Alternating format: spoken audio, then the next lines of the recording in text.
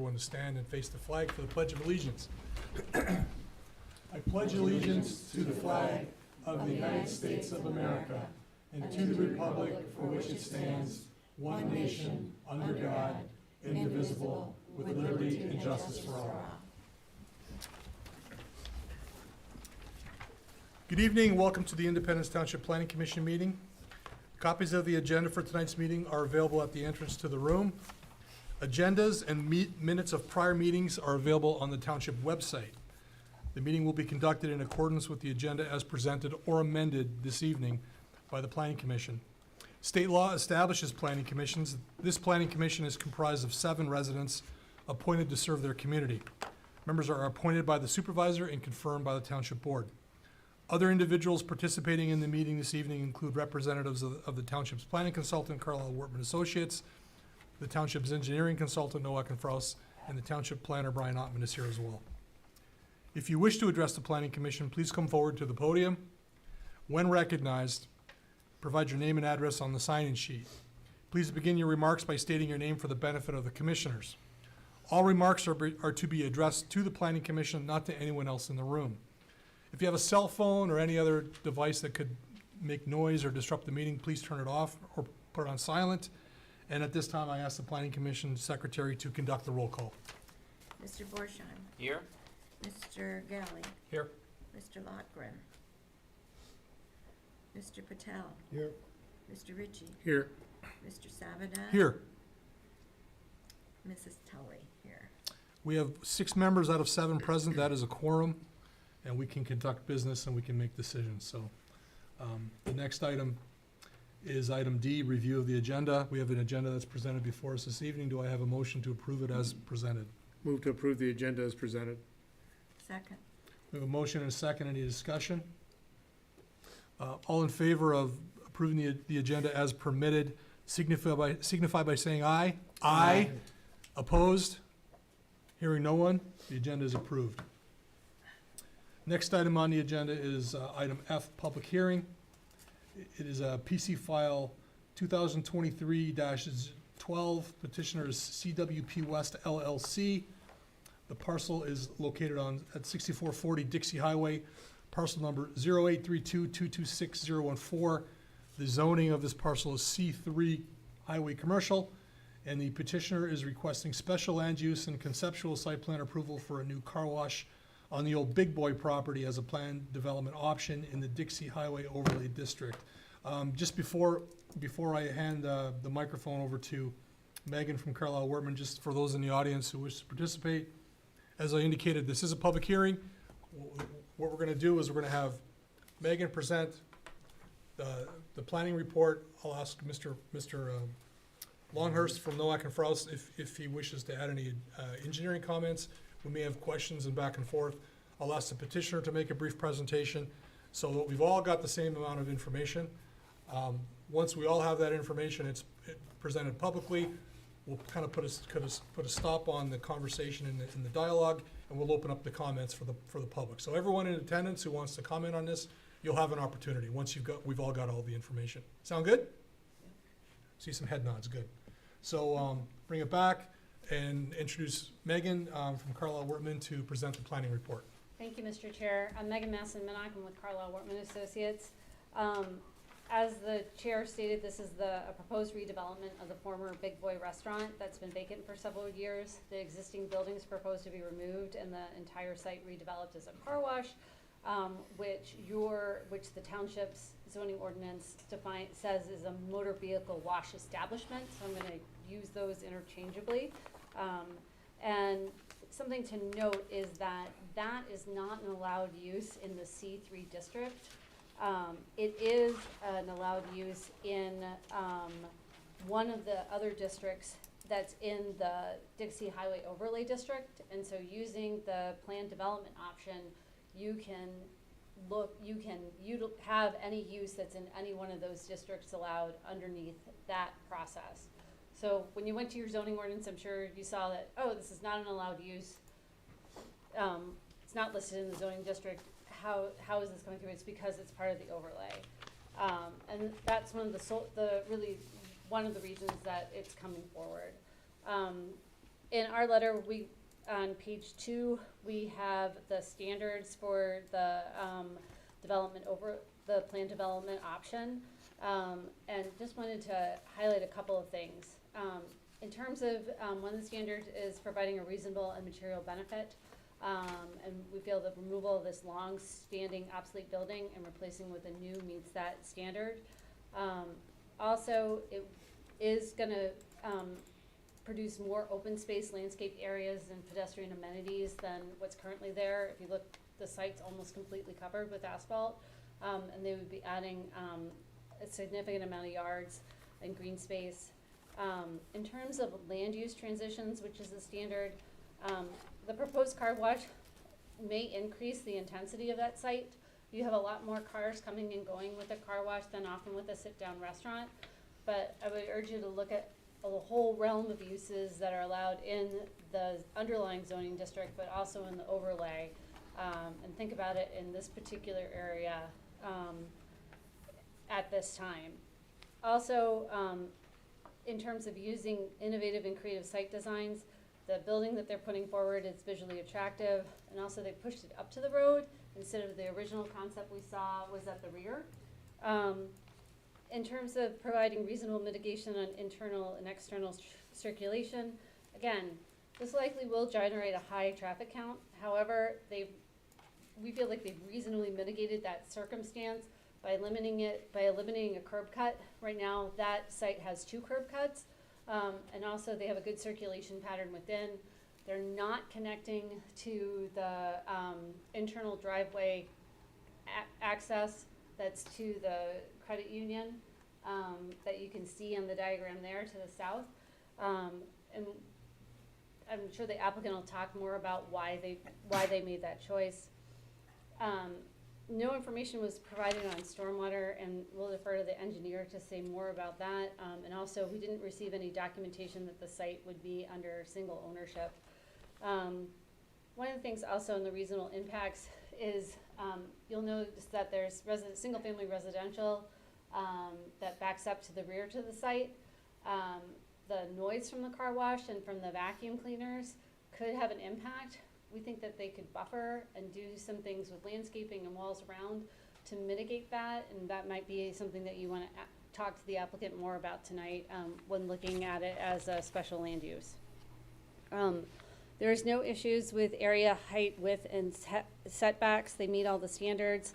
In terms of natural resources, as we said, this is a previously developed site, and so that's not an issue that it might be for some other sites. We talked about building location, the fact that it's pushed up to the front of the site. In terms of parking and loading, 12 parking spaces are required. If you went to the standards, you'll see it has to deal with the length of the building, is what generates the number of parking spaces. They also require 10 parking spaces, stacking spaces, and per service lane for the entry and 2.5 for the exit. I know the engineer has more to say on that. One of our concerns was that all of the proposed parking spaces, if you'll see up there on the site plan, you'll see there's that dark mark next to it. That's a vacuum. And so one of our concerns that we flagged in our review that there's only 2 or 3 spaces that don't have a vacuum by it. And would employees feel comfortable parking in spaces that have a vacuum? What's been the record of that before, et cetera? There's a curved bailout lane with a gate proposed after the 3 stacking spaces, so we felt like there's adequate site circulation in case of an emergency. In terms of the pathways and sidewalks, there is a proposed reconstruction of the sidewalk along the road frontage. Again, I know the engineer has something to highlight on that. Landscaping and lighting were not provided at this time, and they're not required for a conceptual review. There's a ground sign shown and 4 wall signs shown on the elevations. Details of those would be needed for a final site plan. And floor plans and elevations have been provided, but floor plans haven't. And the building will be constructed for the most part of durable materials, including pre-finished aluminum, stone veneer, brick, and CMU. we feel like this is a long overdue improvement to the site, eliminating an abandoned and unsightly structure. We would suggest the applicant pursue their final approval via the planned development option. And we would recommend conceptual approval, provided the comments in this review are addressed before the final. Thank you. Any questions?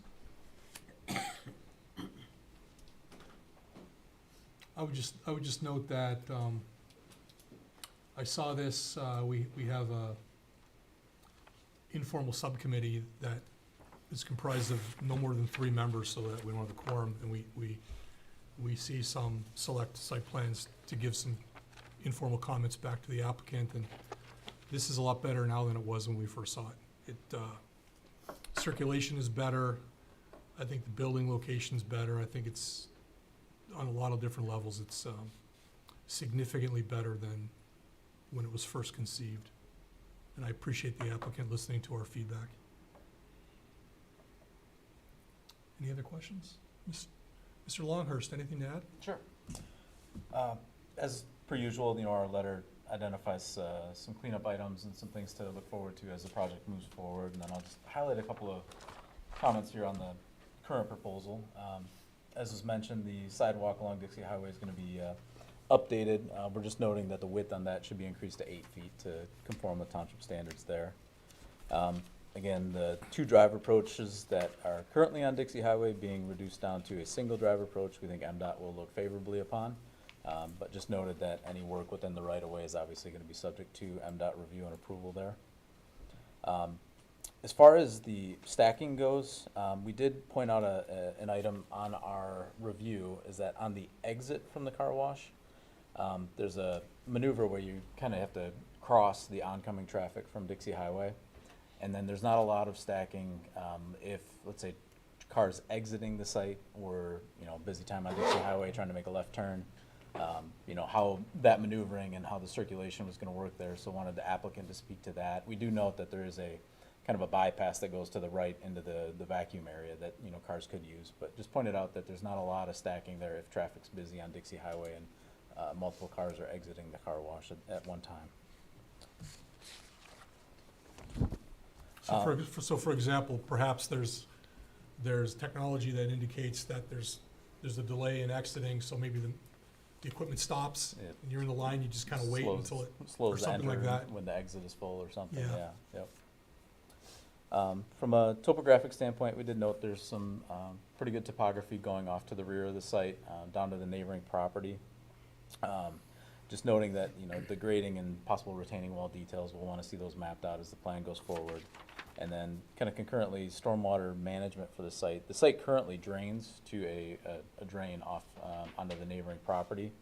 As this project's developed, they're going to obviously have to adhere to Oakland County standards as far as stormwater management goes for detention, pre-treatment, and then also providing us with documentation that kind of shows the rights that they have to discharge onto that drain on the neighboring property. The applicant provided a narrative regarding utilities. There is existing sanitary sewer that the current site is utilizing that this project is proposing to reuse. And then it looks like there might be a water well on site that will need to be abandoned as part of this, and then they'll have to connect to the township's system there out in the right-of-way. And with that, I think that's the highlights from our end. Regarding cross-access, there's the potential for cross-access with the abutting property, and it's not proposed here. And part of me, there's a part of me that wants to get cross-access whenever it's appropriate, but this is, the cross-access here, if it was connected, would be connecting to past a pay station. So theoretically, if there was cross-access with this layout, one would be able to get a free car wash. Bypass. So I don't think that makes a lot of sense, and even if it's pushed on this site, recognizing there's existing cross-access on that site, if it was pushed up, it still would skip the pay station. So there doesn't seem to be a lot of logical reason for having a cross-access, but what are your thoughts on cross-access? Just given the configuration, we felt it was kind of problematic for this layout. agree that it is ideal when feasible, but with the configuration they're proposing, we didn't see a good way to work around that in the pay stations. Okay. Any other questions? I guess just a follow-up comment on that, you know, what you guys were talking about, the subcommittee meeting, the building was further back. The benefits of pushing the building forward, and you had a lot of experience with that on Big Beaver, it tends to slow traffic when there's crowding on the street, does it not? I mean, there's a reason for it, and aesthetically. Aesthetically, the building becomes first front and center. The building becomes basically replaces the need for a sign because your use is right there. People drive and they can see what it is. I guess on some level it creates a sense of enclosure and maybe triggers the brain of the driver to maybe slow down a little bit. I thought I heard of a study where when stuff's pulled closer to the street, it slows traffic. Yeah, but I think we talked about it in the subcommittee meeting though, when we first saw it, the building was closer to the other side, and Slowing traffic is a good thing, by the way, because people fly Yeah, down for that sure. hill. for sure. Is my point. But we talked about noise and the potential for noise, Yeah, and this would bring the noise closer to Dixie. and it creates greater stacking behind it. Right. Yeah. Okay, that was it. Other questions? So you're saying that if Dixie Highway is really busy and it's hard for cars to get out, the way you control the number of cars that can be lined up is you control how many are going in? I don't want to speak for the applicant, so what I'd Wanna like ask him that? Okay. the applicant can respond to that. So that'll be a question. If there's no other questions for the engineer or the planner, we'll invite the applicant either in person or remotely to speak. Both. In person? Yeah, you got me in person. All right. And you actually have two of us. So my name is Chuck Hoyt. I'm from Naderveld. We are a surveying company, land planning company, and civil engineers. Our home office is in Grand Rapids. We also have a satellite office in Ann Arbor, but I came over here from Grand Rapids today. Also present remotely is Nicole Castern. She's actually with Mr. Car Wash, so she'll be helpful with any of the operational questions that you might have, or probably a lot more of the architectural responses as well. We had a PowerPoint that I could kind of run through quick. If that's queued up, just let me know, Brian, how I Just go ahead and. how I control that. Oh, there we go. Okay, so we are on the 1.5 acres of the former Big Boy site in between the Dixie Liquor Cabinet and Huntington Bank.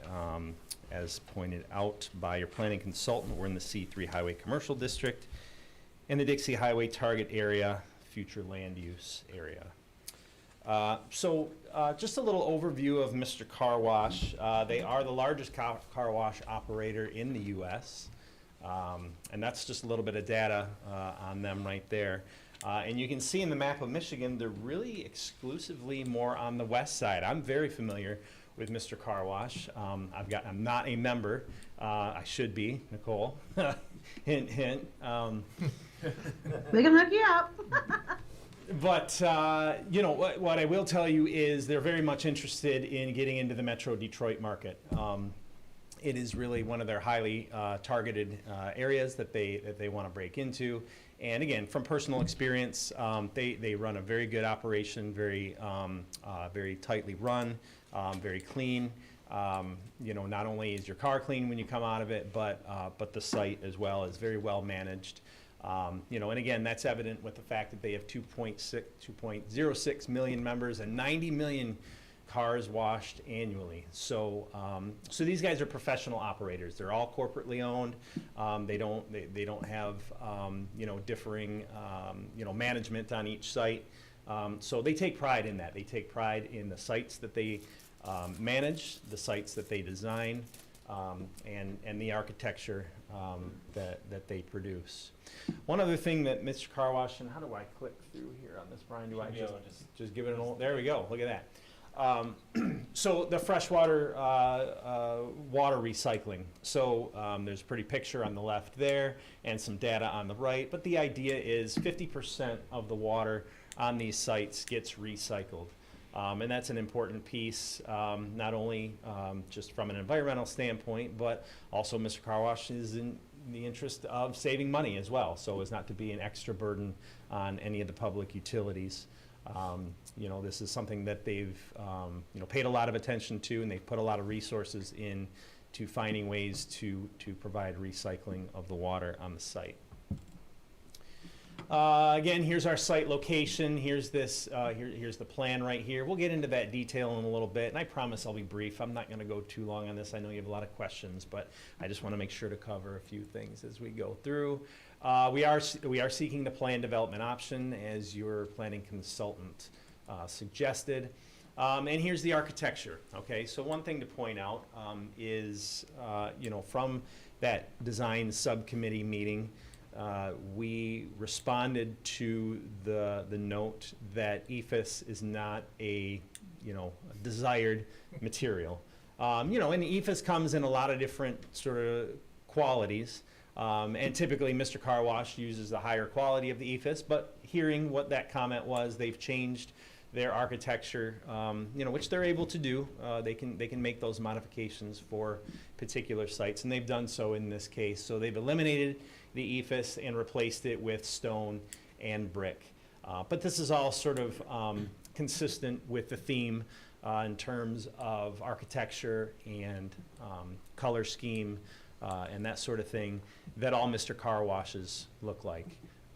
So we think it's a timeless design, right? It's not too aggressive with any of the architectural features, but it's a nice, clean, inviting look, and it functions well for how they want to operate.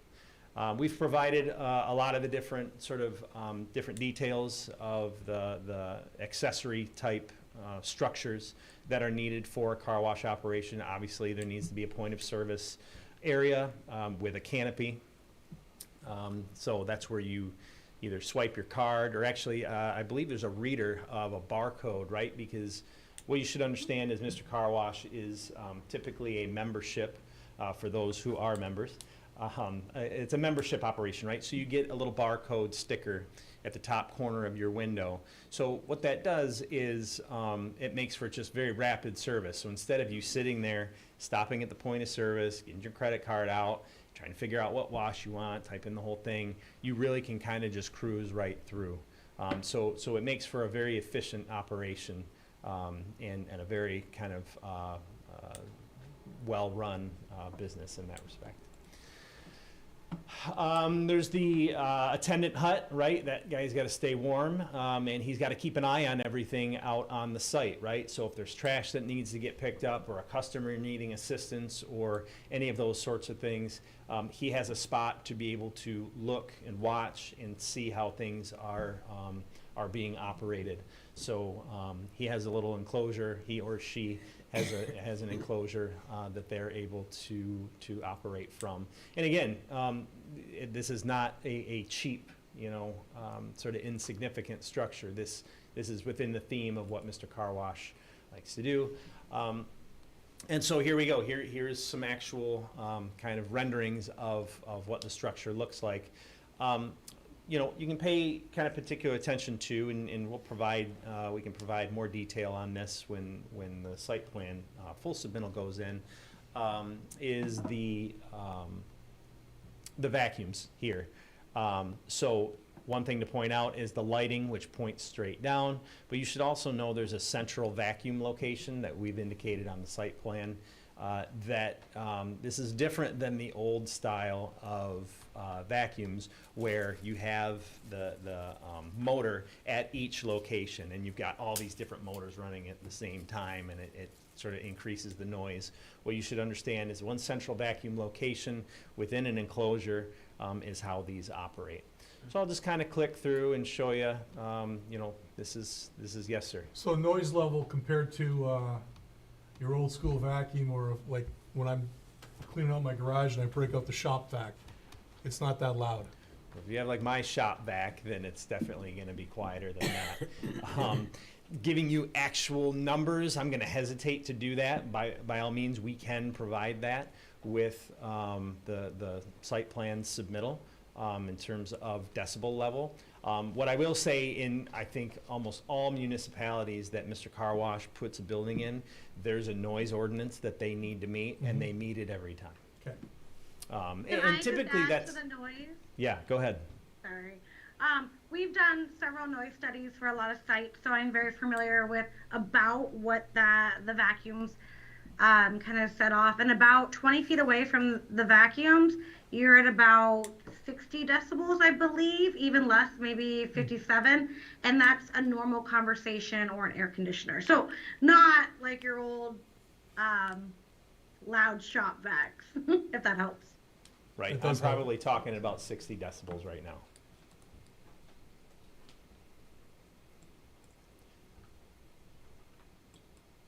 So again, just a few more images of a depiction of what the building is to look like. I believe there's a nighttime one as well. Yeah, so you know, again, Mr. Car Wash is very intentional about ensuring that any of the lighting that they provide is pointed down. And we can provide photometric studies for the site as well that ensures that no light infiltration goes onto any neighboring properties.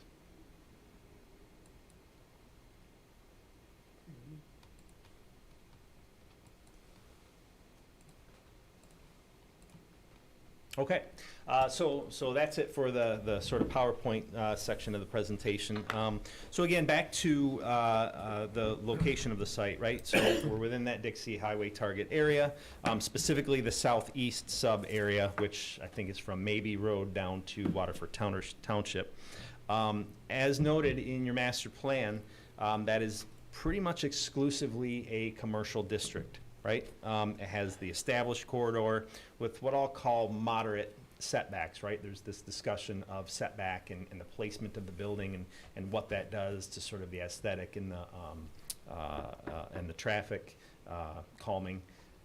Would like to get into that conversation a bit, but I'll wait for any specific questions about that. And again, within this area, there's the existing infrastructure, right? You've got an MDOT road with all of the accompanying infrastructure that comes with it. So, so this site is really meant for this type of use, we believe. And again, it's called for that sort of use in your master plan, but it does call for an improved pedestrian experience, right? And we heard that from the subcommittee when we met with them, and I appreciate the comments about how we've sort of reoriented the building and how we've placed it pretty well as close to the road as practical. And we think it is a better design this way as well. So anyway, thank you for those comments. We still have a buffer of landscaping, however. We think that that's important for the aesthetic, not only just for the business, but for the corridor as well. That's always important to maintain a good landscape buffer at the frontage. It was noted as well that we did lose that cross-access. Early designs were attempting to maintain, we felt like we should try to hit as many of the sort of what we understood as requirements of the township as we could. And so that early design was really centered on what are our constraints? Well, one of our constraints is maintain that cross-access, maintain both curb cuts, right? So again, based on the conversation with the subcommittee, there were some sacrifices, we'll call it, but you know, I think in the discussion that we'll have, these weren't huge sacrifices, right? Maybe even net improvements. Certainly the curb cut elimination on the MDOT road on Dixie Highway, I think we're all going to agree that's probably a net improvement. Cross-access, you know, we'd love to include that as well, but to your point, it's very difficult to have cross-access with a car wash operation, and you know, how much that really benefits the neighbors could be debated. Can I jump in? Yes, Just sir. because we're on the topic here. If I recall, the rendition we saw, there was 2 curb cuts plus the cross-access, and it was my opinion that the cross-access added to excessive conflicts and turning conflicts and added to confusion with the previous layout, in my opinion, It when I did, looked at it. yeah. I mean, listen, there were difficulties with it. You know, it was a challenge to be able to design this site when trying to work with that constraint. So it was actually a nice thing to hear in the subcommittee meeting that you guys were willing to look at a plan that didn't have that cross-access, so. I'm only one vote, but that was my opinion. Well, yeah, I mean, and we heard it, and we think we do have an improved plan Yeah. because of it. So I guess ultimately what I wanted to say is, we are sensitive to the pedestrian experience. We've maintained the sidewalk. We saw in the township engineer's notes to increase it to 8 feet. I don't think that will be a problem at all. And so, with the design and orientation of the building of our site, we don't think we're going to be a detriment to pedestrian circulation at all. We think we've improved it because of the elimination of that curb cut. So not a net, negative impact at all on pedestrian experience we see. Just a few notes about the township engineer letter. Again, we'll provide full details of all the stormwater detention. It'll be a subterranean, it'll be a underground system under the parking area, certainly sufficient to accommodate all of the impervious area on the site. And that's what we do at Naderville. We are civil engineers, so we'll be able to design a site for the township engineers' reviews, and we'll make any accommodations necessary for that. Again, 8-foot sidewalk shouldn't be a problem.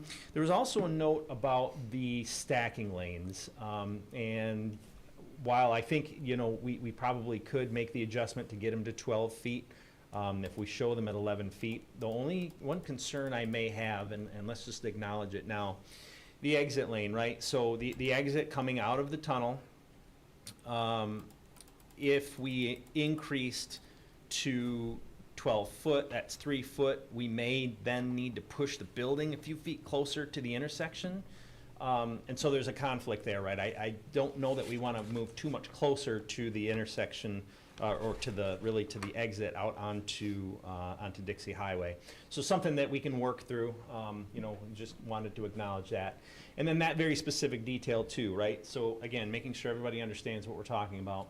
You exit the tunnel sort of going up and to the left out of the building, right? And that's your car coming out of the wash.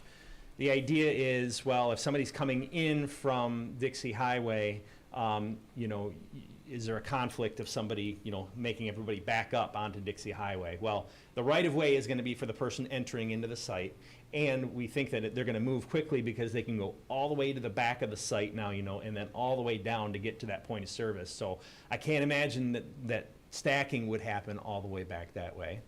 And then also, if you're like me, I think the vast majority, and Nicole might tackle me if she were here, but I think a lot of folks wash their car first and then turn right and go in and vacuum after the fact. That's anecdotally, It's correct. It's about 90% of people do. That's how I do it, and I don't know why. Yeah, I think me it's too. because my car is so dirty, I don't want to rub up against it when I'm vacuuming it. But again, so I think where we have it, we wouldn't want to push it too much closer, and that was sort of appropriately noted by the township engineer. We wouldn't want to push it too much closer, but we're not too concerned about the location of where it's at now. And then, there were a few notes by the township engineer again about grading and utilities. By all means, we'll provide all that detail when we submit for full site plan review. So your standards for special land use generally, right? I'm not going to go through them all individually one by one, but I think, again, generally, we are not incompatible or inharmonious as defined in the zoning ordinance. I would actually argue that we're very much compatible and harmonious with neighboring uses, with the sort of theme that you have going on within that area of Dixie Highway. We'll have no negative impact on any of the neighboring properties. We are not going to be any more hazardous to pedestrians for the reasons that I described before. In general, we're in compliance and agreement with the master plan for those reasons. And there won't be a burden on public facilities. So if you go through that checklist of the standards of how you would approve a plan for special land use, we think we'll meet all that.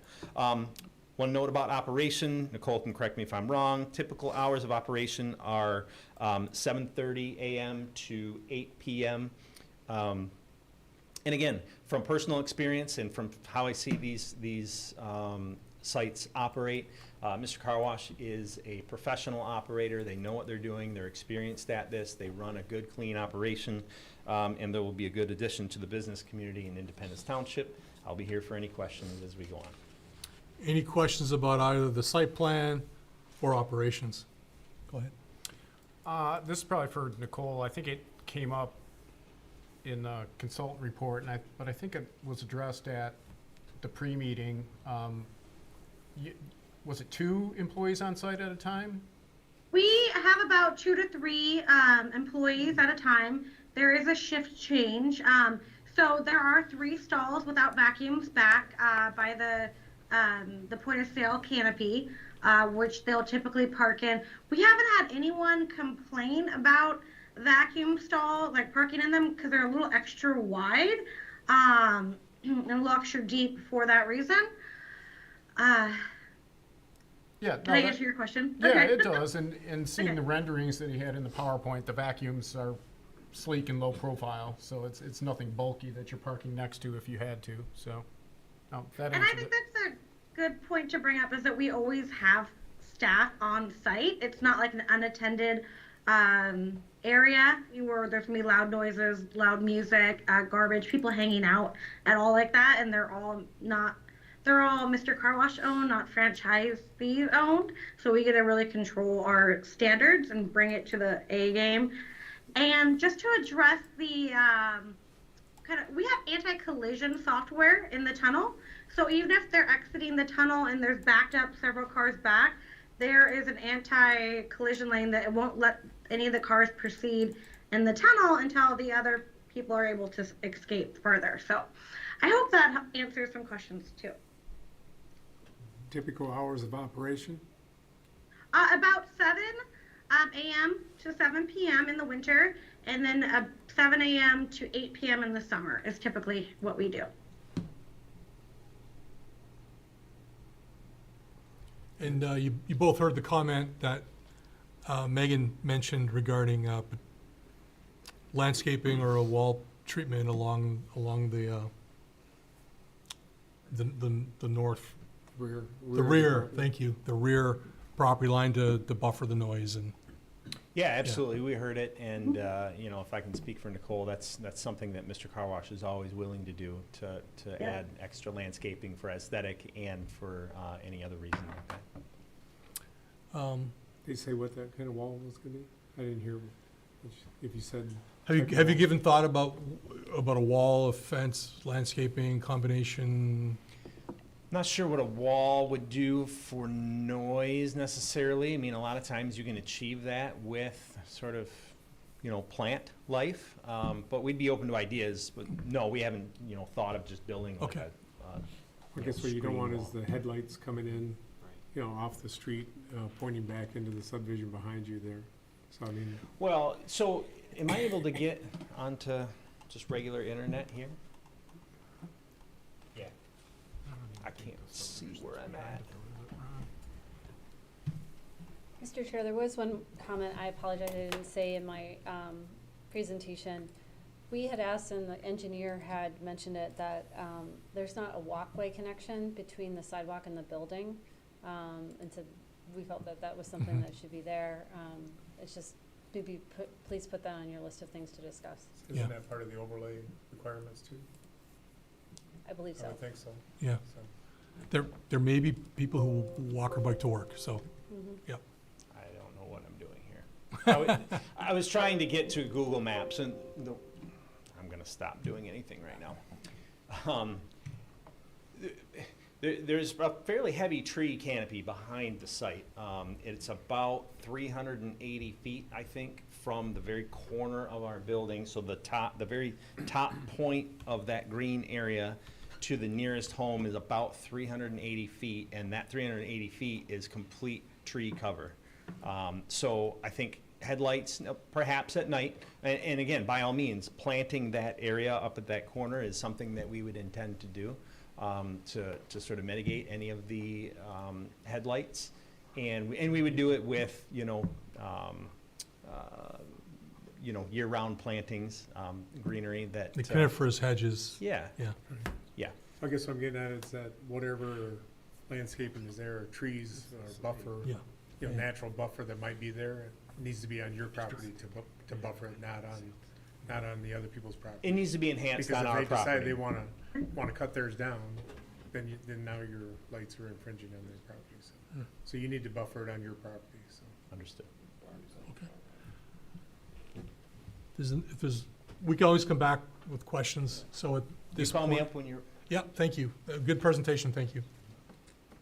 So, this is a public hearing, and there's people in the audience here who, Is there anything else that Nicole would like? Nicole, can I open the public hearing and take comments from the public and come back? Is there anything you want to say before that?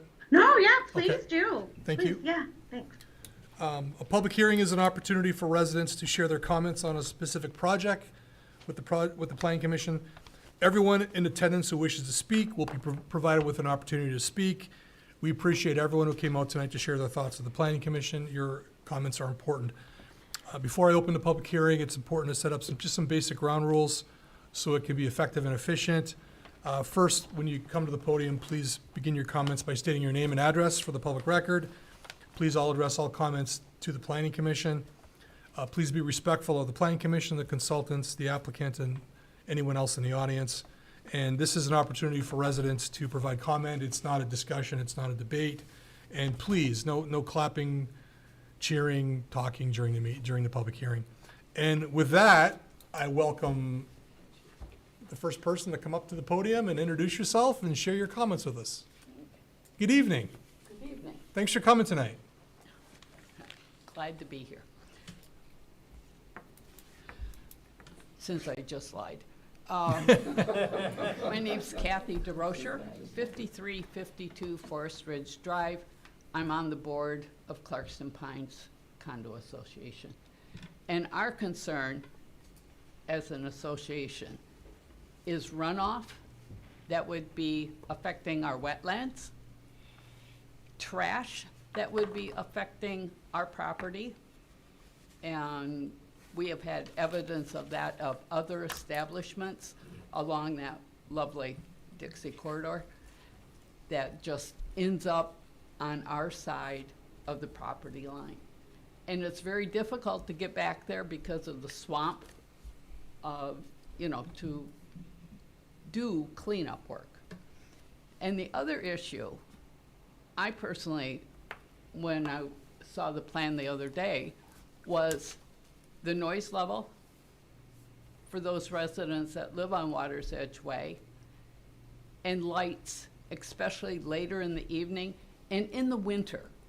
We think those are lovely trees.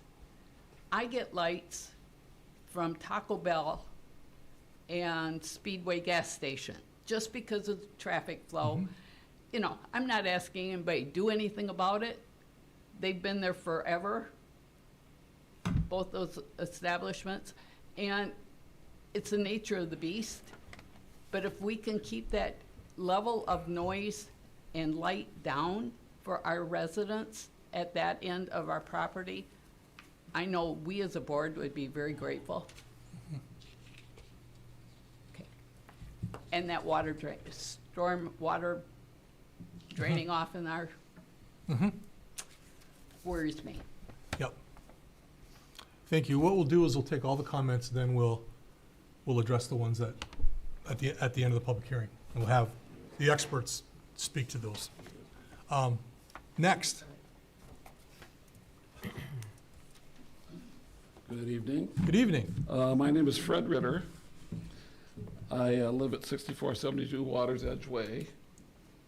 And interestingly enough, they would call that Water's Edge Way because there's apparently an Oakland County drain that connects down to Lake Townsend Lake.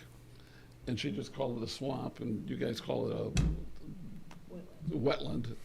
But it's, according to me, it's a high-end Water's Edge Way kind of place. So anyway, according to the realtor, I mean. Anyway, I want to give you a quick background on me because I don't know all of you guys.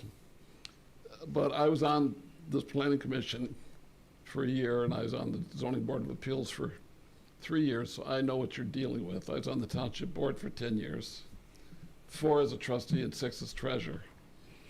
And they did me the service of not reelecting me in '84, and now I got a real life. So I was involved with the creation of the safety paths. I was the chairman of the Economic Development Corporation of Independence Township, which went away and it was taken over by Oakland County EDC. And my wife and I have been here for 57 years. So we've seen a lot of change. In 1988, after coming to the Planning Commission for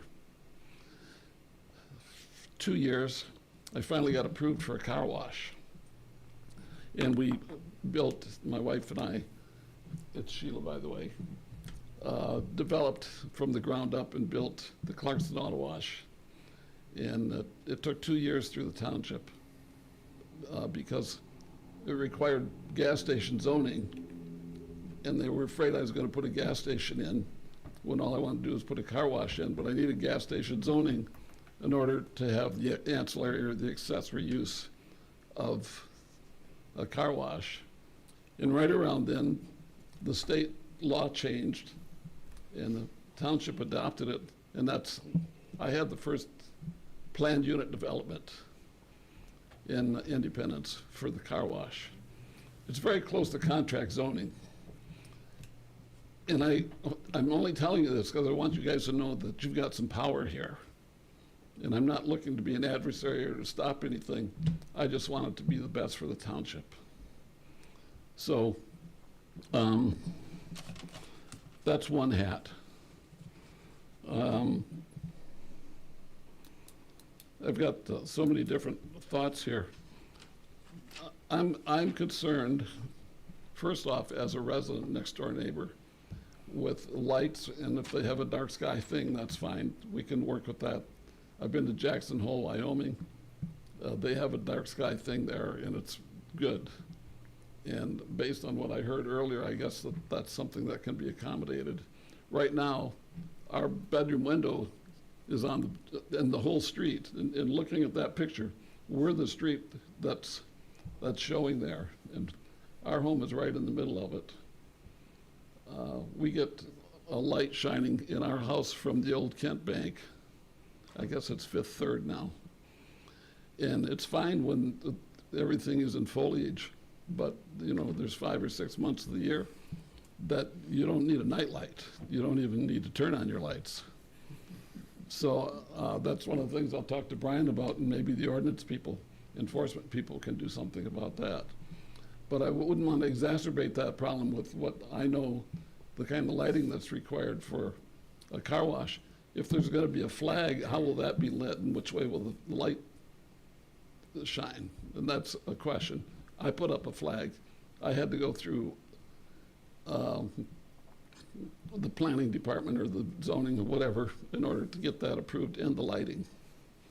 So in fact, it was approved in my original site plan, but when I went to light it, I had to get another approval for that relative to where the lights were flowing.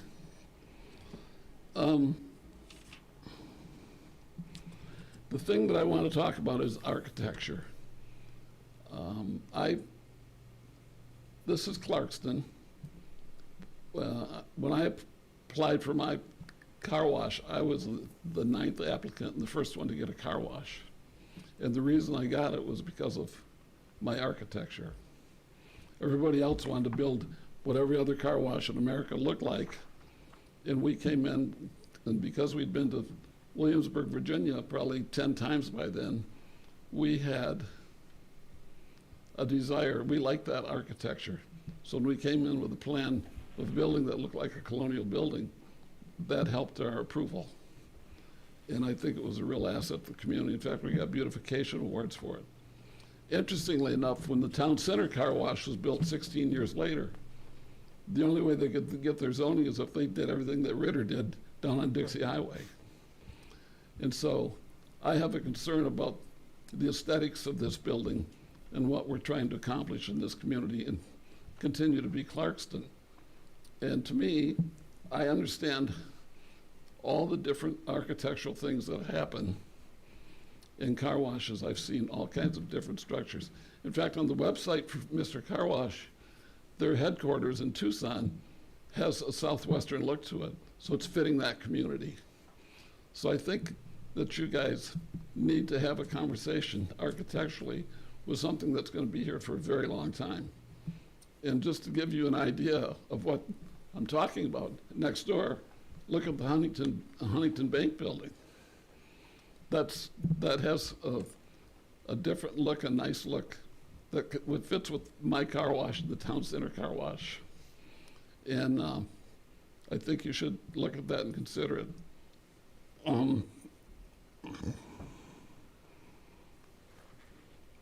I've got operational questions for these guys, but that can come later, I guess. Noise, I'm wondering, with the orientation of this, the blowers are at the exit end, and basically those blowers are pointing at the houses. If the building were turned around and the blowers were going the other way, they'd be going away from all those houses back there. So I'm talking more now as a neighbor than a businessman, and I think it's important that question be asked. I understand you had a pre-meeting and they already flipped the building once. I'd be curious to know if it's even going to be an issue, if anybody's done a decibel study for the blowers. I know about vacuums, but the blowers, I don't know what kind of blowers they use.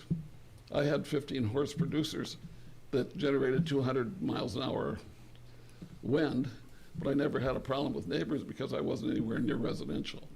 So it wasn't an issue. I'm concerned about that noise. We still have, when we have full foliage, we have noise. When we have less or no foliage, like right now, it's amplified considerably. And I think that has to be taken into consideration. I can, just an example, we lived on Amy Drive. By way of the crow flying, we were 2.5 miles away from Pine Knob, and we could sit on our deck and listen to the music. So noise just doesn't dissipate. It's there, and it's a concern for everybody in our neighborhood.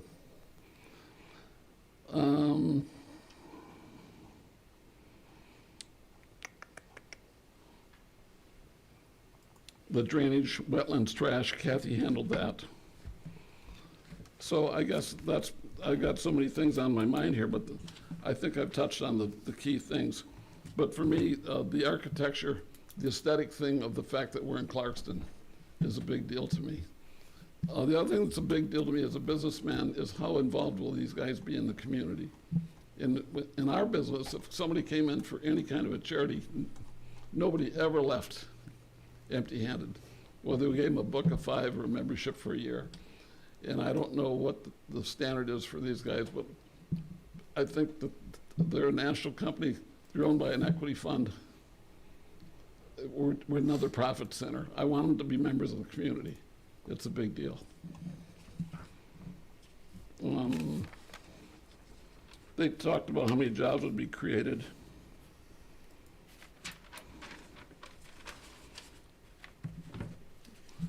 I got more, but this will cover it for tonight. But I just want you guys to know if this is a planned development option, and the word is option here. And you have some power, and I think you need to use it on behalf of the community and not just accept what's being laid in front of you. The other single thing I need to, this is going to be my main point. Your job is, you can't control competition. That's not your job. But what you can't do is diminish value of properties around it. And if our concerns about the noise into this thing aren't addressed, and maybe they'll have an answer and we'll be fine, but it's a big question. I'd be hard pressed to sell my house at the price that it would be worth if we had that kind of an issue to deal with. So I would hope that you would take a look at the way the law is written. I think it says you can do what's good for the community, but you can't diminish values in the community. and that's a concern. I think that's about it. And I have questions. I'm happy to talk to these guys. The other thing I wanted to mention, I was president of the Michigan Car Wash, or the Midwest Car Wash Association for 2 years also. I don't know these guys. I know of Mr. Car Wash. They've got a reputation. And I'm happy to have any conversation with them they'd like. And I'm not job hunting. We sold our car wash, by the way, after 30 and a half years in June of 2019. So I'm still trying to decide if I'm retired or unemployed. I don't know. Thanks. Thank you, Mr. Thanks for sharing your comments tonight. I'm gonna guess you're Sheila. I'm Sheila Ritter, live at the same place. I just have one question. The gentleman, I don't remember his name, Chuck, thank you, talked about the hours, and so did the gal, from 7 to 7. Does that mean then that the vacuums would be off limits also? I have that question, if you could find that out. The lights. Oh, the lights? Oh, if the lights for, at the car wash would be off at that time, or they've got to have security lights, so that would be another thing, once they close at night and it's dark. So, That's a good question. again, Thank you. Yep. Are you gonna go talk, sir? No? No, No, okay. I just wanna make sure. no, she asked it. So that's all. I'm gonna, anyone online who wants to speak? No? Last call? Okay. I'm gonna close the public hearing at 7 o'clock sharp. Bring it back to the board. So, for those in attendance, so they're seeking special land use approval and conceptual site plan approval. So we haven't got into the nitty-gritty details regarding lighting plan and sound study and landscaping plan and things like that. In part because it's not required by the ordinance, but also before they invest in the spending money on those plans, we want to make sure that we have a voice, the planning commission, and also the residents at a public hearing have a voice. We want to make sure that your concerns are heard. And I want to thank all three residents who spoke, had very thoughtful comments that I think will make this a better project potentially. So regarding runoff, obviously this is just the concept drawing. It's got to be engineered if it's approved. Don't want to make any speculations, but if it were to be approved, it would have to be there'd have to be engineering drawings that were submitted, reviewed by our engineering consultant, to ensure that there wasn't any negative impacts on surrounding properties, including the swamp or the wetlands or the lake or whatever we're calling it. That's his job. High-end waterway. Yeah, high-end, was it a high-end waterway? Was that?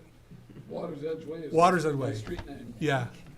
Must have been after a big rainstorm.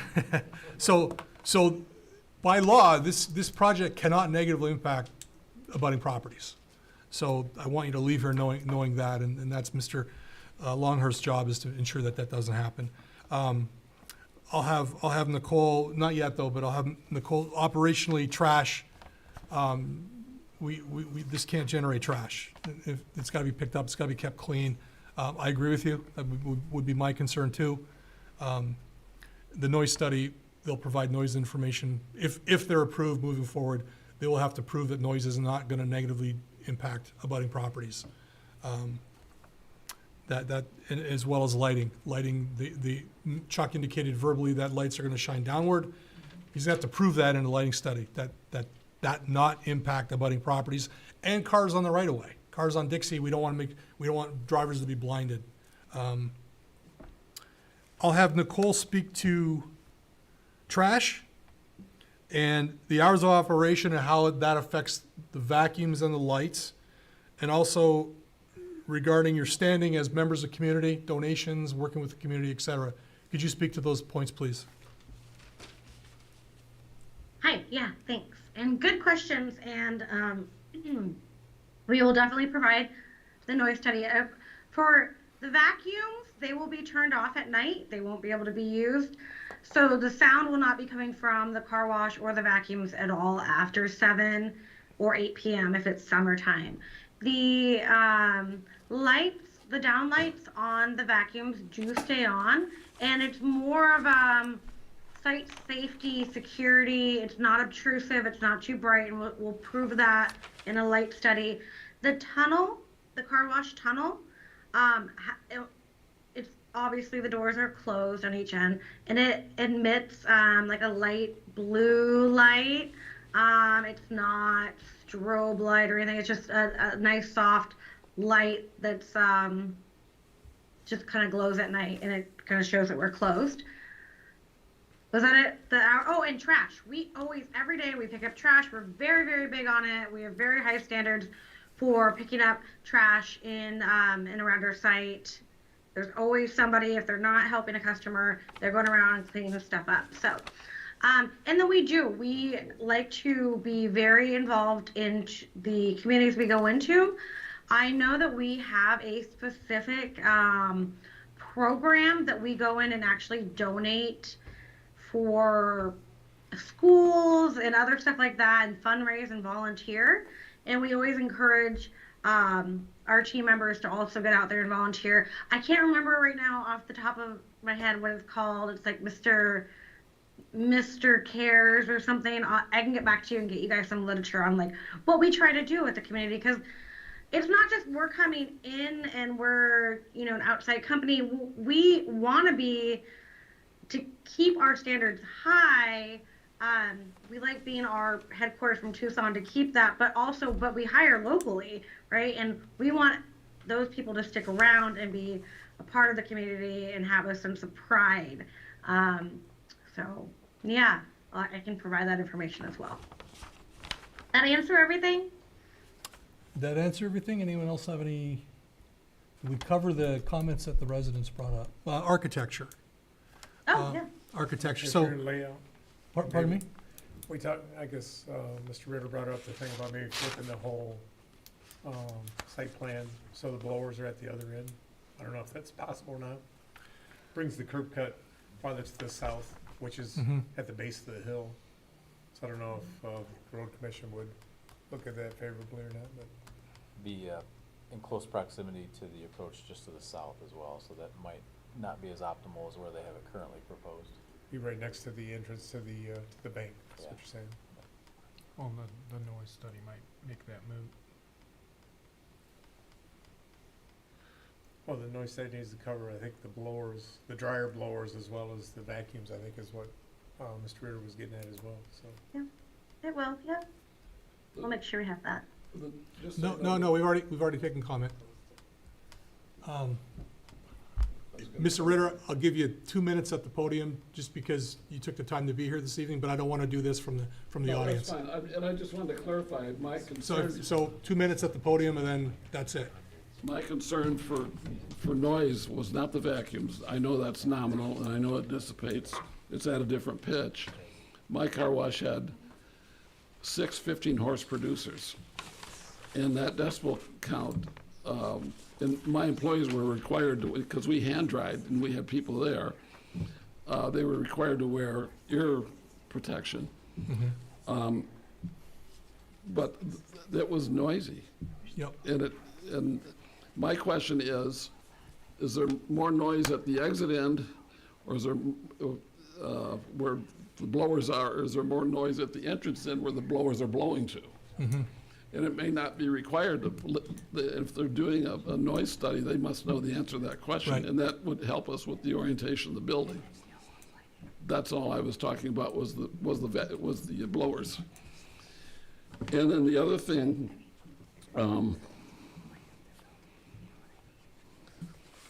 God, I just lost it. Maybe I'll raise my hand and just tell you one other thing, but I don't remember what it is.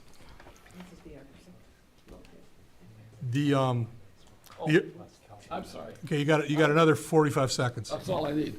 I recommend that they do some kind of a bypass drive, because I can tell you at my car wash, we had a contract with the sheriff and the state police, and there's more than one occasion where they left with their lights and sirens on, And otherwise, there was no way out if I didn't have a bypass drive. So there's got to be a way, once you're gated and you're there, according to this picture here, you got nowhere to go. You got to go through the car wash to get out of there. So that's got to be, I think, a concern for the operator. Okay, thank you.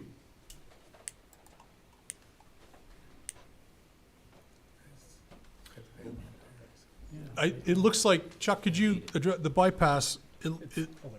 There's a bypass, once you make the payment and make the swing towards the building, there's a bypass on the right, correct? There's a bailout lane, yep, after Yeah. you've made your payment, before you get into the tunnel. Thank you. And one more, I'm sorry, while you're up there.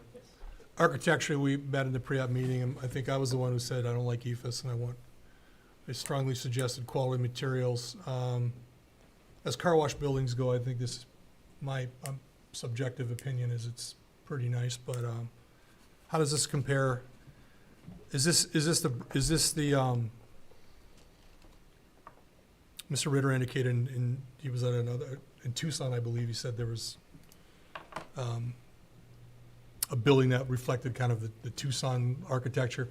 Is this close to the corporate brand that you're looking for? Has this been modified to fit Dixie Highway? What was the thought going into the design of this building?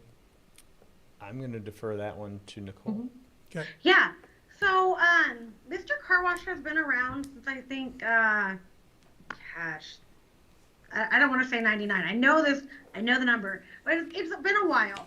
So they originally were out of Houston and then they moved to Tucson, and they've had a lot of changes as they go. Tucson obviously has a very specific arid climate, but around there with the newer prototypes, because as we've grown, we've worked on our brand and we want to be iconic enough so that, because your membership works anywhere in any of your places. So if I'm on a road trip and I find a Mister, I can pull off. So you want to have that same kind of features, imagery, and not be too far away that we just look like a random building. So it is very thoughtful in all of our buildings, unless they have a very specific planning overlay, like some cities do have, that you have to, or a development that you have to match certain materials.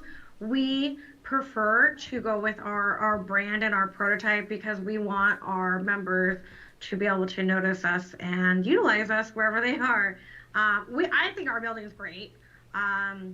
Great materials, well, established, durable materials. We're trying to make it look nice. I know blue maybe isn't for everyone, but that is our brand and our color, that kind of faux wood look with the blue at the top. So yeah, we are open to suggestion, but we would like to really lean on our brand.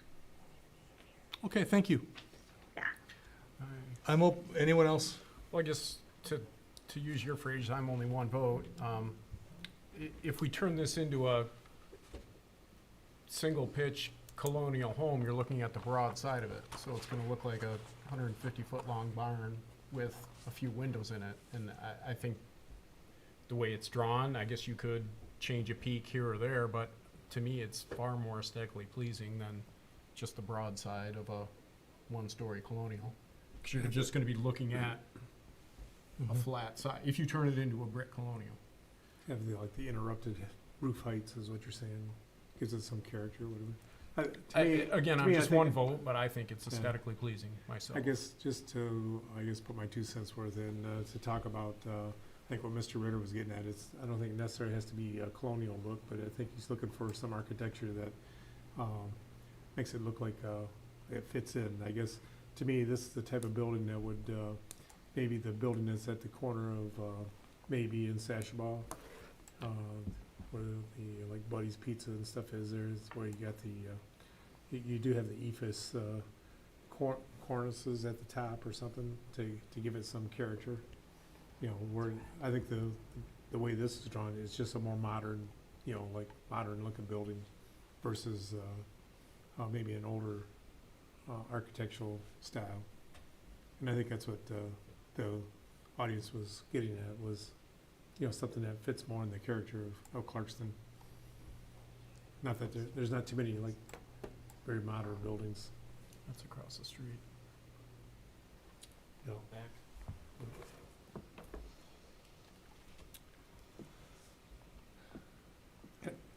I'm just trying to bring up, what I think Yeah. he's trying to reiterate. He's looking at a Google Earth image on his phone, just to, Yeah, no, I'm not texting. he's not texting. Megan? Mr. Chair, something that might make a difference to That's the across the street. residential neighborhood that's adjacent is that Mhm. there's not any lit signs on Only, what's the office yes, elevation. stuff If you at look the right top, now, 'cause there's that's gonna- two you could- wall signs that are could square proposed, these that up way a that little would bit create more. light pollution. I Mhm. think if those were maybe- either on the maybe ends not or have to on do up the there. tunnel is elevation, the monotones. Sashaba side, that would be better. And then, Hmm. did you wanna share about the? Well, I, looking at the tunnel elevation, which faces Dixie, Sorry. you could probably, there could be some more windows there, like in the big, large areas where you see the design of the inlet, the insets to the building. I mean, really, you don't need any signs even on the Dixie side, because nobody's gonna see them. The end signs are what really matter, and they're gonna have a ground sign anyway, so, I don't know if they need 4 signs. I think the signs on the end make perfect sense, but the signs on the office side, even if you put them on the Dixie side, make no sense. I mean, people are going 50 miles an hour right there, so, 60. yeah, well, Easy. trying to be conservative. I also like the renderings that show the building signs at night. I think as long as the brightness doesn't impact the neighbors and the road, I think they're nice. I think they pop just enough to complement the building and to announce that they're there, my opinion. And keep in mind that with our new lighting ordinance, the Kelvin level is a lot lower, so it's a more warm white tone to it as opposed to the bright, LEDs, that daylight style lights that you see, so. But the mission, if this moves forward, is noise, prove the noise isn't gonna impact the neighbors, because Dixie's a busy highway. I don't know what the traffic count is. I'm gonna guess somewhere between 30,000 and 40,000 cars a day, plus or minus. So there's ambient noise already. And I'd be curious how this compares to Dixie. But this cannot have an impact on the closest home in that neighborhood, and they'll prove that. The lighting can't impact, they'll prove that, the water, these comments will all be addressed if this moves forward. This is one of the first buildings that are being done since the DDA and the new overlay district and everything Correct. as well. So, I mean, to me, landscaping is gonna have to be, the epitome of anything that's been on Dixie Highway in many years, so. Yep. And I think the landscaping, not only from a aesthetic point, but also a functional point, especially along the back. The back's gonna save not only lighting, but the noise and everything else, so. The landscape is gonna have to reflect all that as Agreed. well. Agreed. I have one question about, you talked about the impervious surfaces and the storage underneath that.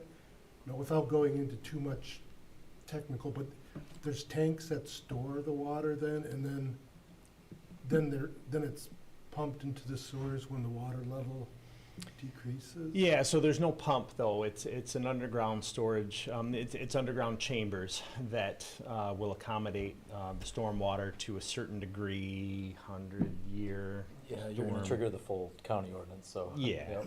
Yep. So we need to accommodate to a certain level, however much storm water. We calculate that by counting. We call it the impervious surface, right? So it's driveways, it's any of the roads, sidewalks, building, obviously. Any of that water that can't just go into the ground has to go into, catch basins and gutters that we have throughout the site. That all goes into underground chambers. A lot of times on a site, and typically developers would prefer to do a detention basin, right? Just an earthen, swale that they can push their storm water into. You don't have that ability on this site, and most of these sites along Dixie Highway don't have that sort of thing. So the other option is this underground storage chambers to be able to store the storm water temporarily, right? There will be an outlet, right? But the majority of it just sits in those chambers. Thank you. Other questions? for the chambers, what's the maintenance? Oh, the stormwater chambers? Yeah. Gosh, I don't think that there's much. All they got to do is hold water. So, you know, they're all sealed up. I honestly don't know of. I'll look to the township engineer. Yeah, there's many different kinds of chambers that you can do too. Some of them have, you know, like the ADS, like the isolator row, where they have a row that's filter wrapped that you can jet back out. Others, you know, if it's could just be oversized pipe. There's even concrete vault chambers. There's a million different ways that we can go about doing this. But Yeah, it sort of gets pre-filtered before it gets in there too. It goes in a chamber, so it's not full of junk really. It should just be water. Okay. You know. I had one other just quick comment, and it was based on Brian's suggestion to me before the meeting, and he mentioned it a few minutes ago. If I can even find it here, the elevation facing the road, the suggestion to put windows in there. I wanted to give Nicole an opportunity, right? So that is not facing the road. That is facing the road. I think the suggestion was, could windows go in these locations? Is that right? I think Brian, do I understand that's that facing, right? That's facing the interior of the site. Oh, okay. So, Keep going down, yeah, there you go, the big squares. Yeah. I think No, I we want to give definitely Nicole. can. It's Well- they're not spandrel. They're not spandrel windows. Like I said, we have kind of a cool thing going on in our tunnel with some like lights, and you can see the hot wax get poured, and it's kind of neat. Then at night it dims to like this kind of warm, just little glowy blue through the tunnel. So more windows. That's cool. It's kind of it's a marketing thing. We're always happy when it's suggested to add windows. So yeah, we'll do it. Thank you. Just one more comment Yep. about the layout. This is gonna be a little radical. If we flip it over, we talked about having two driveways right next to each other, so the ingress and egress probably intersect with each other. How about if we just make one entrance for both the bank and the car wash? combined entrance. So we get rid of two curb cuts and flip the whole thing. Look at the stacking and geometry there. Would you want to have a site that didn't have access? Direct access? It'd be direct access, it'd just be go both ways. It's wouldn't it's on another property. it? Well, you could. It's like you're giving up your right to access a road. You can't have a driveway at your house. Yeah, use the neighbors. I don't know, just thinking out loud. Well, I guess what I'm saying, they would move it so it'd be centered on both properties. So you'd widen the current curb cut and remove the one on the Or just farther move, side. move the Is that curb what you're cut to saying? the north and share, it'd be shared by both entities. The traffic competing uses. Well, I didn't say there wouldn't be other issues, I'm just saying, it's a way I'm to just eliminate the playing curb cut, but devil's also advocate. to do that, so. In the curb Just- cut you're talking, I'm sorry to interrupt, may I? Yes, The curb please. cut you're talking about, it's on the Huntington Bank property? Right, it is right now, yeah, I'm just saying, it's, They, maybe that could be modified. they would probably have to agree to this whole Right, idea. Well, you're gonna be a good neighbor, so it's like, Most certainly, I think they'd love us as neighbors with our own curb cut. I can provide a visual on an underground storage tank if it clears up some other PC members. So when we redeveloped the brewery property, basically under that parking lot, there's two 8-foot diameter tubes about as long as this room.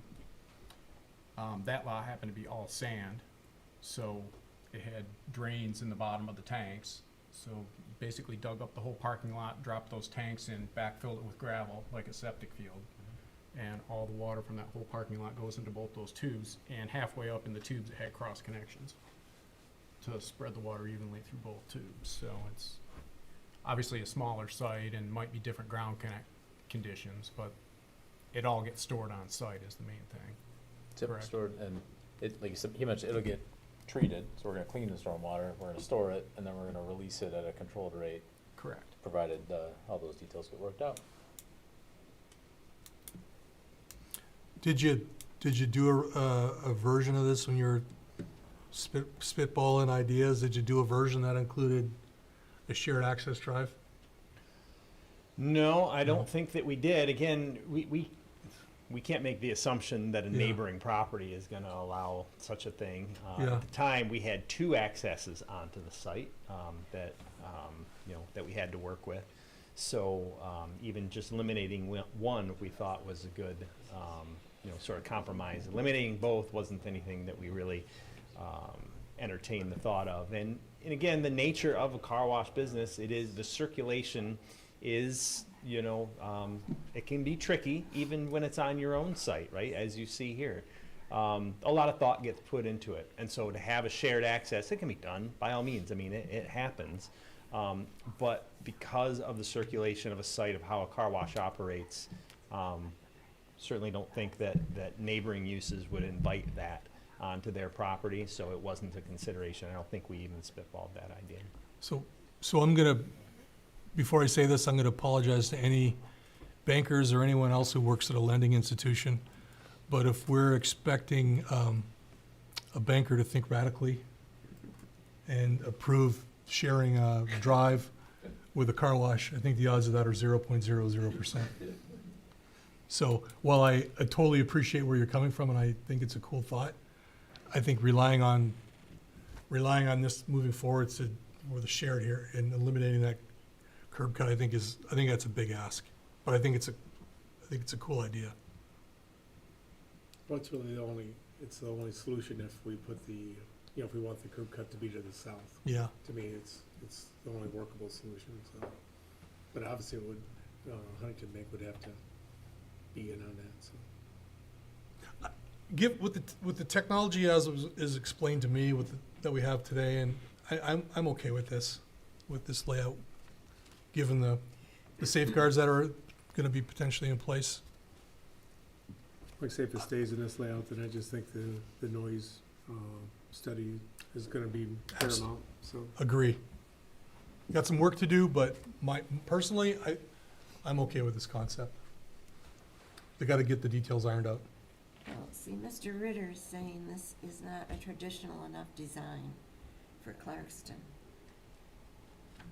And the car wash is saying, well, that's part of our trademark. Mm-hmm.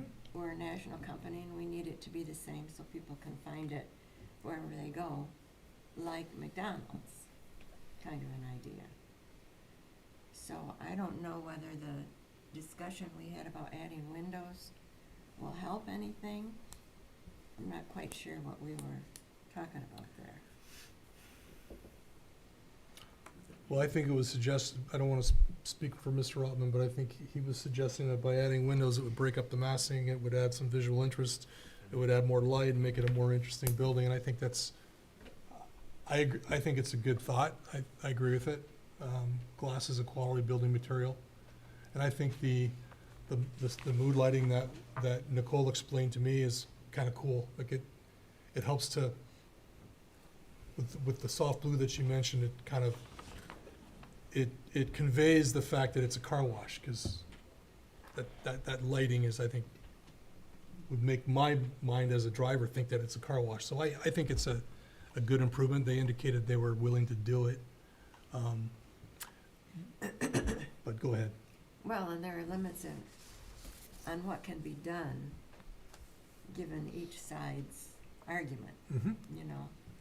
So if people think the windows will help, I think what you're saying though, Judy, too, is that, anything they could do to make it be a little more traditional versus modern would be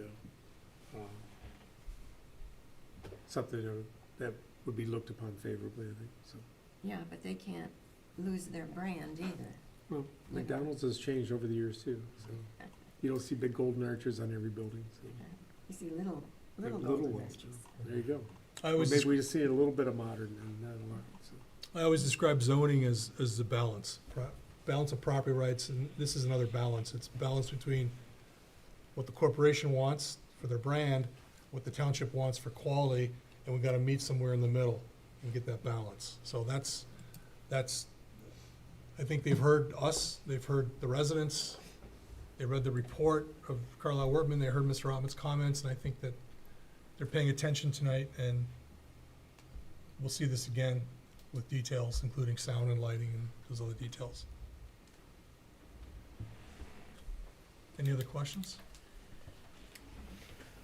I had one other question. So this car wash will have, a supervisor, I mean, someone that can be a member of our community. Right, I mean, not just individual workers, but there'll be someone in charge that can participate in community things, correct? Yeah. I don't know if Nicole can hear that. Are you asking me? I don't know if I'm allowed to talk or No, not. I was Yeah. Oh, I'm sorry, Nicole, yes, please.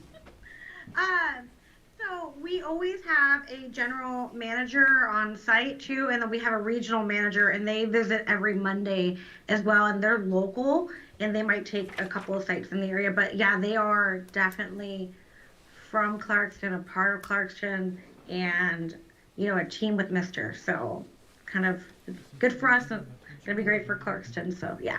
I see, thank you. Just another Yeah. question. So can you explain the type of car wash? Is this a touchless car wash? Is it a hand dry, or is it just a motorized dry, or how does this work? Yeah. Yep, it's fully automatic. So you go through and it will dry you at the end. It gets you about 98%, you know, dry when you get the blowers out there. And then when you go in the vacuum, some people will wipe down a little bit extra.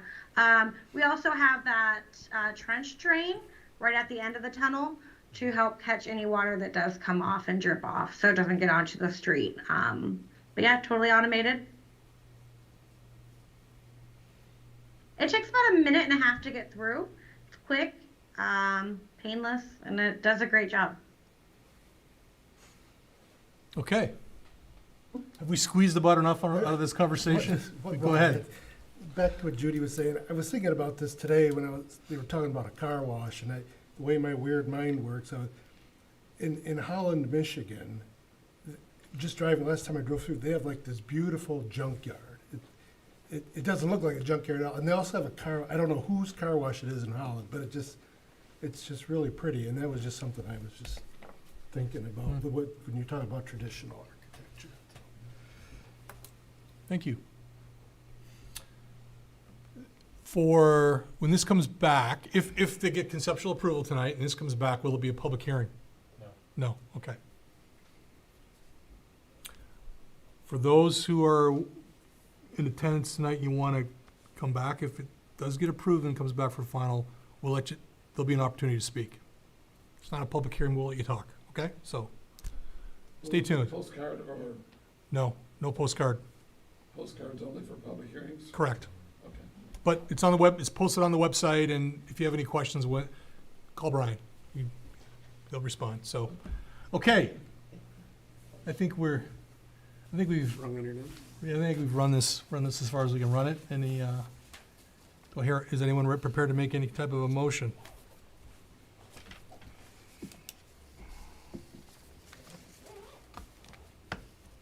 Yes,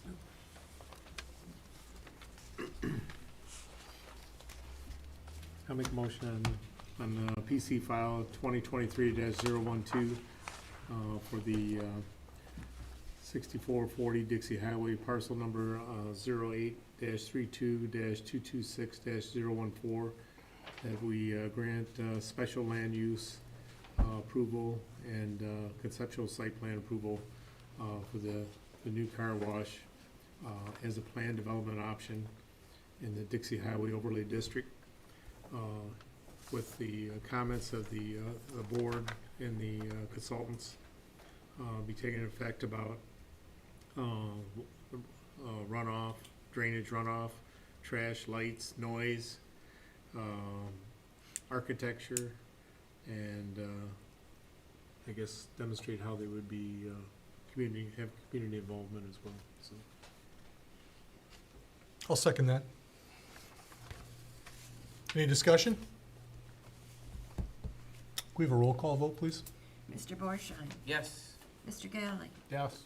Mr. Lockren is absent, Mr. Patel, Yes. Mr. Ritchie, Yes. Chairman Savada. Yes. Ms. Tully, yes. You've got special use approval and conceptual site plan approval. We look forward to seeing the details.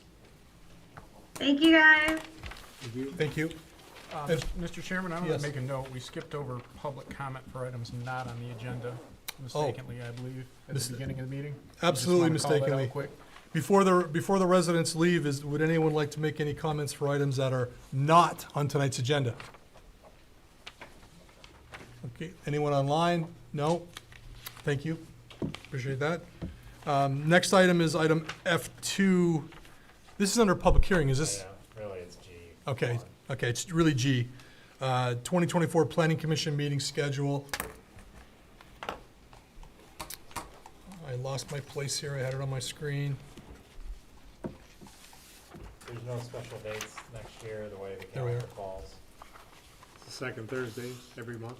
And just kind of earmark that fourth Thursday in case we ever have a special meeting. We try to stick to that fourth Thursday Yep, if possible.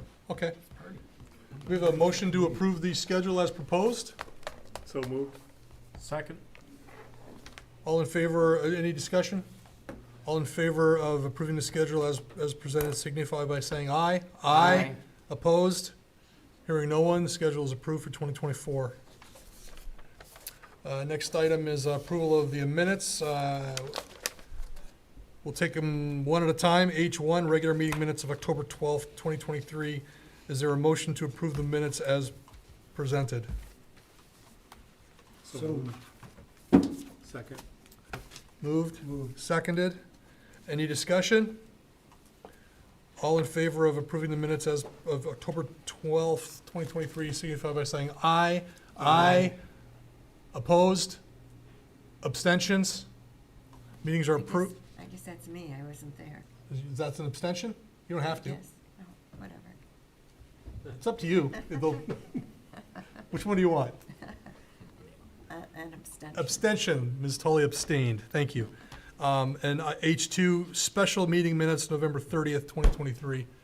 Do we have a motion to approve as presented? So moved. Second? Second, Ms. Tully, discussion, hearing none, all in favor signify by saying aye. Aye. Opposed? Abstentions? Minutes are approved. Item I, consultant reports, master plan update. We will have a draft for you by the end of the year, so at your next meeting, you'll have a full draft to review. Thank you again for all your hard work and contributions towards it, and look forward to discussing the final draft with you at your next meeting. Thank you. Any other reports? Okay. Discussion, item J, we had a site visit of Monarch Grove Assisted Living Facility on Sashabaw. The entire planning commission attended for the sole purpose of touring a building that we were involved in from pre-application meeting through preliminary site plan approval all the way through. Now it's completed and it's getting filled up. It is the top of the mark for these facilities nationally. It is a gem. What an amazing facility, and I'm proud to have played a very, very minor role in its development, and I think township residents should be really proud of the quality of that development.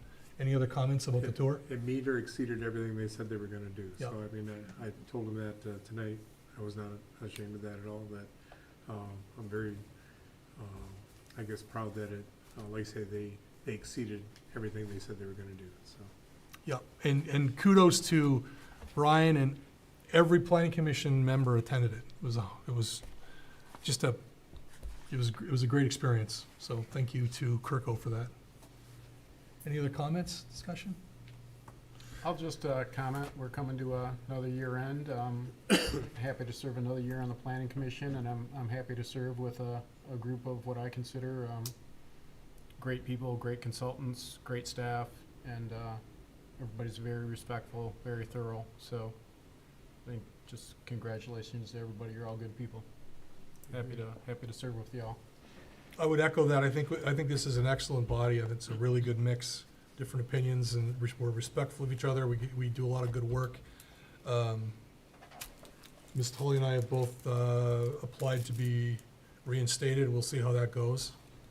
But with that, Happy New Year and Merry Christmas and Happy Holidays for those who don't celebrate Christmas. Anyone else? Move to adjourn. Yeah, thank I you. move to adjourn. Any seconds? Second. Seconds, all in favor signify by saying aye. Aye. Aye. Adjourned. 7:38.